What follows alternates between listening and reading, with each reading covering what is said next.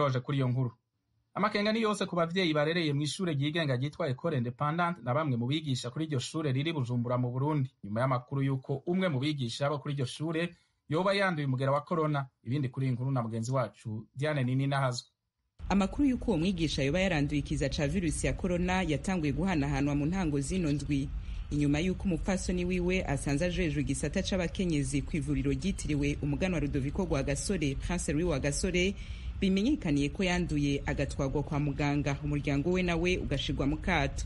Umwe mu bigisha bo kuri iryo shure yadusavye kudatangaza amazina yiwe, yemeza ko uwo mwigisha yanduye co kimwe n'umuryango wiwe wose.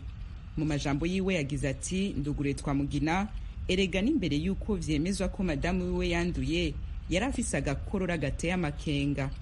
Yaba we yaba abana n'umugore baranduye, ni mudutabariza ahubwo. Ndugaye twamugina. Apollinaire Bizindavyi, umuyobozi wa Ecole Independante, yahakaniye Ijwi rya Amerika ayo makuru, asigura ko uwanduye ari umupfasoni w'uwo mwigisha gusa. Uyu mwigisha nta kintu na kimwe cemeza ko agwaye, kuko madamu wiwe niwe bavuze ko agwaye akora kuri clinique. Hanyuma mu ntumbero yo gukingira umuryango baca basaba yuko n'umugabo wiwe n'abana boguma muhira, mugabo gushikiye isaha nta ipimo barabagirira, nta kintu na kimwe cemeza yuko boba bagwaye. Ari nkamwe vyoshika nawe mugasanga arayifise vyoca bigenda gute? Hari ingingo mubona muzofata?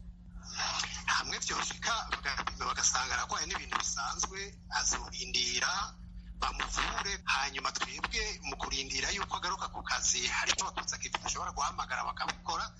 Ubuzima bw'ishuri buzobandanya nta ngorane n'imwe ihari, turatekanye kandi biragoye nabo batavuzwe. Si ukuvuga ko batoba bagwaye, hari naho nabo abavyeyi bazana abana bashobora kuba bagwaye kuko ndi barabapima, nabo bagapima bagasanga aragwaye. Ni ibintu bisanzwe, benshi baragwaye, ni nk'uko benshi bagwara inkorora bigashika.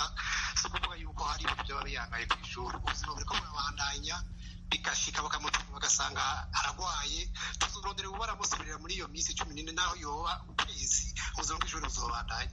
Mu gihe hari umwe mu bavyeyi yabwiye Ijwi rya Amerika ko hari abamaze kwiyumvira kuzoba baragumije abana muhira kugeza kino kibazo gikemutse, twabajije umuyobozi w'iryo shure biramutse bigenze uko ko ari ico bategekanya. Nawe atwishura ati, iyi kahise si ya mbere mu Burundi, ni benshi bagwaye.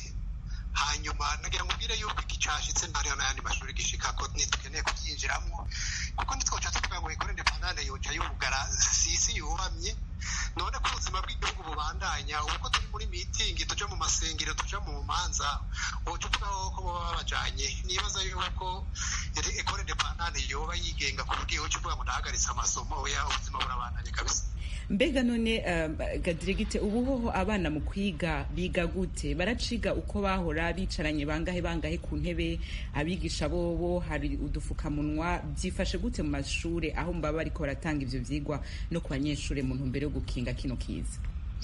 Madam, rero byose naho ngira umurundi kazi, nibaza yuko mu Burundi umwana yicarana wenyene. Nico gitangaje rero, twese kwiyo kayabonetse n'ubundi abana bicarana ari babiri. Burya bavuga ngo tugukinga ku muntu watwebwe, uko amakuru twayaronse ava mu bushikiranganji bw'amagara y'abantu batubwira yuko burya umuntu bwo gukinga ku muntu wabukoreshwa n'abamaze kugwara canke abakozi bo kwa muganga. Twebwe ikintu dukora duhimiriza ko bakaraba, bakareka kuramukanya, bakagendana amadesinfecta babishoboye. Mugabo ivyo byo gufata ku muntu watwebwe batubwiye ko hataragera, kuko nibaza ko atanamwe bariko barabikoresha mu mashuri mu Burundi.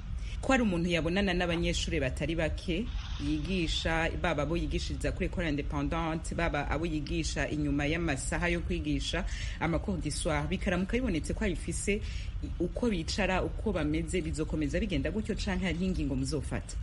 Bikaramuka vyemejwe yuko ayifise, mbere cyoco abanza kuja kwa muganga akazogora kayakitse. Hanyuma mu kurindira tuzoca turaba abo bana ayo mashuri yahora agendamwo, duhamagare abo mu bushikiranganji bw'indero bw'amagara y'abantu bapime, babarabe kugira bahora bagirira abandi, nuko baza ko vyogenda.